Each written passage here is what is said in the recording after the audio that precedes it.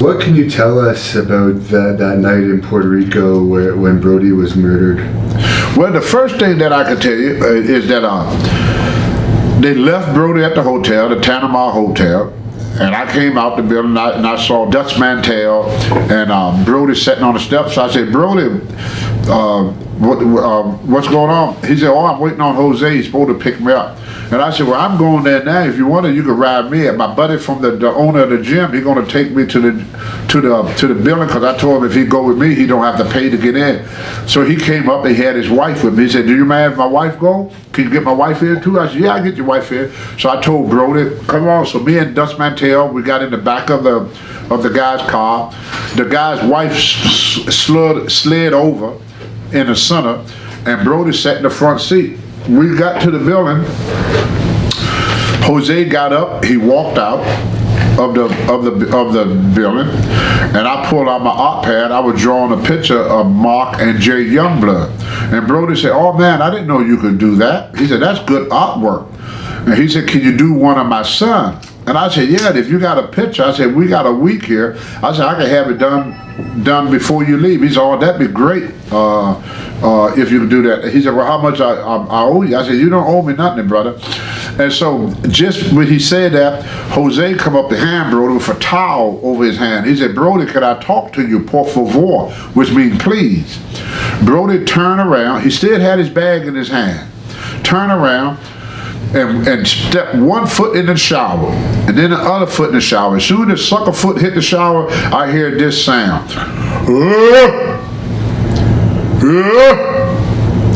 Just like that.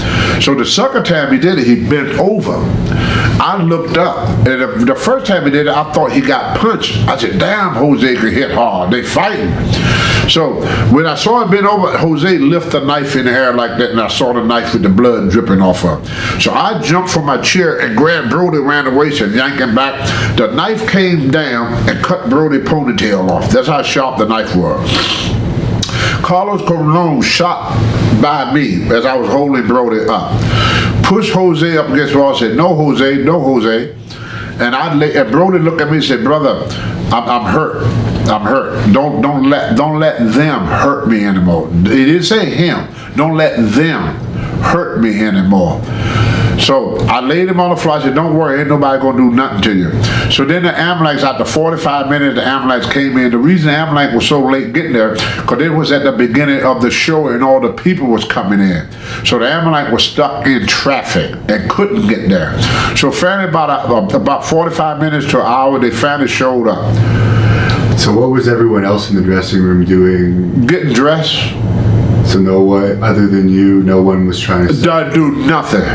Getting dressed. That's what they were doing. Getting dressed. Then Were you the only American in the dressing room? No. We had I know Roberto Soto, he was there. The Youngblood was there. Dutch Mantel was there. And there was a couple more American wrestlers there. So the thing that got me about the Brody incident, the guy was an old lady, an old man, because they didn't sing young paramedics there because nothing ever happened, you know. We get the cuts on the head and to put a band-aid on it, you know, that's all they did was put a little stuff on the head. So it was never no serious. They're figuring wrestling. Right. That's just show anyway. So they didn't sing real strong people there. They didn't know how serious the incident was. So anyway, the guy, they couldn't lift Brody. Because Brody was over 300 pounds, they couldn't lift him. So they came, would somebody help? Said, "We can't lift him." So everybody, they turned it back. Turned it back. So I said, "I help." So I got up, I put my arm in, I squatted all the way down, got underneath Brody. Brody said, "Don't drop me, brother." I said, "Don't worry." I said, "I curl more than you weigh." So he started smiling a little bit, so I pulled the thing up until it clicked. Then I pushed him on the ambulance. So then the guy said, "Well, if somebody want to go to the hospital with him, they can." Everybody in that dressing room, they turn around again. They turned it freaking back. So I said, "I go." So I got on the back of the ambulance, and then a little bird ran up and said, "Tony, what good you gonna do? You can't speak Spanish." So this one guy, they called him Hercules something, not Hoyala, but So I saw him, and I was very strong there. So I grabbed by the belt with one arm, and I curled him up just like this. And I'm holding on to the ambulance to pull off and hold him. We go, let me go, let me go. Once we were out the thing, he goes, oh, Tony, please let me go. He said, I don't want to get involved in this. So I said, all you got to do is just repeat what I said. That's it. So he went with me, and every time I asked the doctor something, he told the doctor. And I told the doctor it was a stab. One doctor spoke English. He said, oh, he opened up the door. He said, Tony, a stabbing in Puerto Rico is like a cold in America. He said, no big deal. I said, this one is. So he started to walk away. So I grabbed the doctor and put him on my shoulder. I took him in to see Brody. So he said, how you doing? Brody said, well, I'm just waiting for you to help me. So the doctor lift Brody's hand up and pool of blood. He go, oh, this is serious. We need to get him in right away. So as he was calling for the nurse, I took Brody's shoes off, and his feet was turning blue.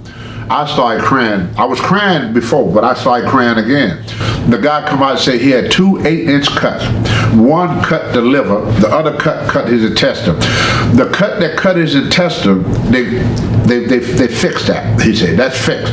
He said, we're working on the liver part. He said, but your friend is stable. He's going to be okay. He said, but you have to leave because everybody's scared of you. Because I was punching huge. No, I was going nuts. I was going fucking nuts. Because after about an hour, I started hitting the wall, throwing chairs around. What the fuck is going on? I lost it. They weren't taking him in? No, they took him in. But the whole time I was there, from the moment of stabbing until I left, I lost it. I'd never been that crazy a day in my life. And back in them days, let me see, at that time I was 307 pounds with a 650 bench. So, I mean, I was like, I had no shirt on. I was tearing up the place. And I was just so pissed off. I was just angry. I had all this anger in me. And there was nobody there to take it out on. So I started taking it out on the hospital walls and stuff. I punched holes in all the walls and everything. So I left with the other guy, called us a cab, went back to the place. So when Brody went in the shower, he had his guard fully down? Had no idea. He ain't even put his bag down. He had his wrestling bag. He used to carry this little pouch with his money and everything in. Yeah. And he was looking at me drawing. The last thing on his bag, then he reached into his pouch to get a picture of his son. And he reached to hand the picture to me just like this. I reached to get the picture. Before I could do that, Jose said, can I talk to you? Brody turned. So I never got the picture. He was still holding the picture. He walked in the shower with the pouch in one hand, the picture of his son in his other hand. And when he went into the operation room, guess what he had in his hand? The picture of his son. Now, where was Carlos and Victor Jovika during this? They was there. So Carlos and Victor were in the dressing room? When I walked into the dressing room, Carlos, Jovika, and Jose was sitting in a football huddle. When we walked through the door, Jose got up and left. What was Carlos's reaction to the stabbing? He was mainly worried about me, calming me down. He said, come on, Tony, calm down. We don't need that. We don't need that. I said, you come over here, I'm going to knock your motherfucking head off your shoulder. Right. Carlos said, well, we don't need that. I said, Carlos, if you come over here, I'm going to knock your head off your shoulder. I mean what I said. So they left the dressing room while he was... When I came back to the dressing room, the blood had not dried on the floor yet. I hear laughing and joking and everybody bragging about their match. And how the heels, because they had a babyface dressing room, the heel dressing room, how the heels found out about it. I was in the ring with the Iron Sheik. And the Sheik said, brother, what happened to the Brody? You know how Sheik talk. And I said, Jose Gonzales stabbed him. That motherfucking Jose Gonzales of the Invader killed my fucking friend, stabbed my fucking friend, the Bruiser of the Brody. Fuck him. Let's go home, brother. So I gave him a headbutt, he falls out the ring, and we went back. That was the whole match. He asked me what happened, I told him, I headbutted him, he fell out the ring. We went back to the dressing room, Carlos said, that was short. And then Sheik went back to the dressing room and told all the other boys. And then later on today, Abdullah took a call for me. Did the police come to the dressing room at all that Yeah. night? Yeah. So this cop came up to me. He said, "Tony, I've been waiting on you." He said, "What hospital did you go to?" I said, "I don't know the hospital." I said, "But they say he's gonna be okay." And then he said, "But did you get a look at the wrestling fan that did this?" I said, "No wrestling fan did it." He said, "Did you see it?" I said, "Yeah, I saw it." He said, "Who did it?" I said, "That motherfucker right there." He said, "You mean Vader?" I said, "Yes, him." Oh, he was in the dressing room. He was getting dressed. Yeah. Everybody was laughing and joking like He nothing happened. wrestled that night. He wrestled. Everybody. The show went on, brother. Nothing. Yeah. When I walked in, you wouldn't think anything happened. You would not think anything happened if you walked in that dressing room when I came back from the hospital. They was all laughing and joking, patting each other on the back, talking about how great a match they was having. There was no sadness, no nothing. It was happiness. So the stabbing happened before the show started? Yes. Like 45 minutes, an hour before the show started? Yeah, because we had to be at the show an hour before. And then the shows are 3 hours usually, Yeah. sometimes longer Yeah. because the intermissions are Right, because I was at the hospital for at least 2 hours. Right. And I came back and they said, "Oh, Tony, we're just getting ready to cancel your match." The caller said, "Get dressed, go into the ring." So I got dressed, went into the ring. That's when I told the Iron Sheik. And then when I got back to the dressing room, the policeman came to talk to me. And I told him, I said, "He did it." And he said, "Will you come to the station tomorrow and fill out a report?" I said, "Yeah." So did you? Yes, Yeah. I sure did. But that night that Brody got stabbed, I stayed on the beach all night. I couldn't sleep. That saved my life.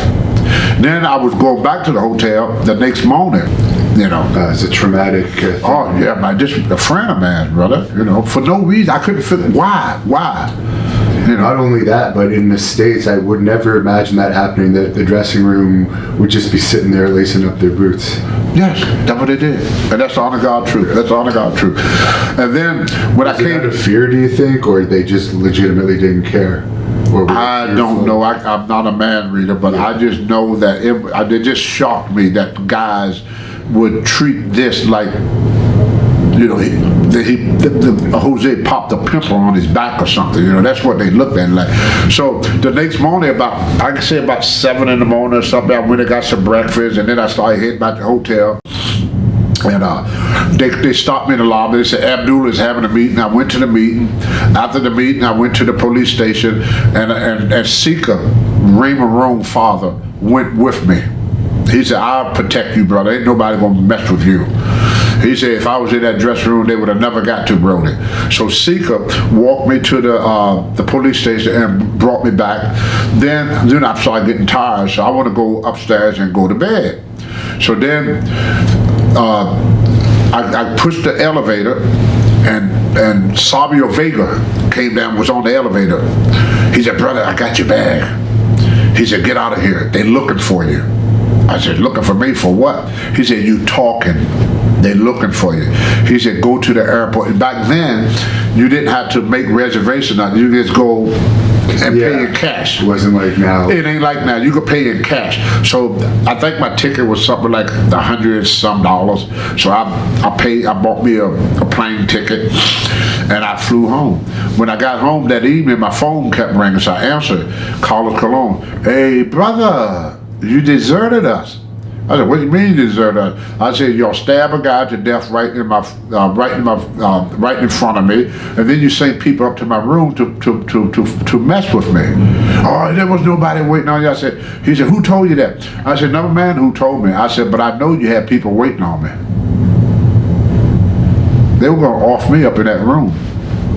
Then the cops covered There's it up. murders in Puerto Rico all the time, for people that don't know this. Crazy. Yeah, and the cops never, the court, you can ask Dutch Mantel, both me and Dutch, we supposed to be there. They didn't say me, Dutch, or nobody, the information. I told them, I said, "Y'all don't even have to pay." I said, "I paid for my own ticket." You know, ticket was cheap back then, you know. A round trip was like $300 for a round trip ticket. And then out of New York, probably about $250 for a round trip ticket. I was gonna just fly in, do my stuff, go back to the airport and fly back out. They never contacted me. That's the only reason I didn't testify. Not because I was afraid or didn't want to. I wanted to testify. That's why I'm telling my story now. This is the only way I could testify. I'm doing my testimony now. Every time somebody asked my brother, I testify. I couldn't testify that day for him, but I'm testifying for him now. And I think if the family, what they should do, they should do a wrongful death. Like they did OJ. They did it with OJ, but I don't do it with this guy. This guy shouldn't be walking around like this, the way he did it. Because that was just cold-blooded murder. He said, can I talk to you? The guy turned around, he started stabbing him. There was no altercation, no nothing. The man wanted me to draw, he was sitting there, the only thing he was thinking about me getting a artwork done of his son. That's why he came to me. Can you draw this picture of my boy? That's what he wanted. A picture of his boy. That's it. None of this was on his man. And there was no internet at that time. Nothing. Travel. Nothing. Yeah. They rode together the night before. Yeah, Brody and Gonzalez rode to the show the night before. The night before. Yes. Yeah. Jose's supposed to pick him up the next day. And they weren't even wrestling each other around that time, were they? They're both baby faces. Yes. So it's not like Brody. Nothing. There was nothing between them. Nothing. Yeah. They wanted his money. They wanted him out because Brody, knowing Brody. Brody started going to their meeting making suggestions. And they was afraid of him. They just wanted him to put money in the business, but not have anything to do with it. Yeah. So no FBI or no one from the States ever contacted you? So as far as you know, it was never investigated outside of Puerto Rico? No, was all swept under the rug. It's a well-known story that nothing ever happened about, which is a crying shame. He got a son out here somewhere that grew up without a father, and he loved that boy to death. That's what broke my heart so much. That's the part that dig in deep. When I put him on the ambulance, he had that picture in his hand. When I took him off the ambulance, he had that picture in his hand. When I pushed him into the emergency room, he had that picture in his hand. The last thought I got of Brody, laying down, holding his intestines in with one hand and taking the other hand, holding on to a picture of his son.